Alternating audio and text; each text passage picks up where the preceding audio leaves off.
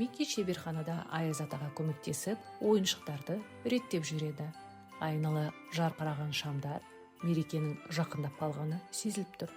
Микки, бүгін ерекше түн. Иә, ата. Сыйлықтар барлық балаларға жету керек. Уайымдамаңыз, ата, жеткіземіз. Кенет Микки аты жазылмаған кішкентай қорапшаны тауып алады. Қорапша жарқырап тұр.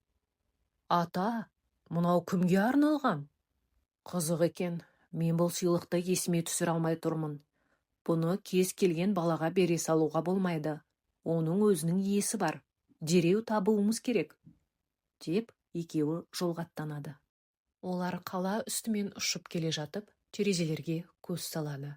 Барлық балаларда сыйлықтар, күлкі, әдемі шыршалар бар еді. Бір кезде қаланың шетінде тұрған кішкентай үйді көреді. Онда бір бала жалғыз өзі мұңайып, анда-санда терезеге қарап қойып отырады.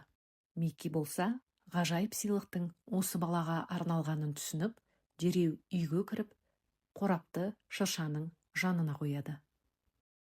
Бала қорапты ашып қалғанда, ішінен ерекше жарқырап ойыншық шығады. Үй іші нұрға толып, шырша жарқырап кетеді. Жарайсың, Микки, сыйлықтың иесін таптың. Рахмет саған. Жаңа жылыңмен, балақай. Сен де ғажайыпқа сен. Армандар міндетті түрде орындалады.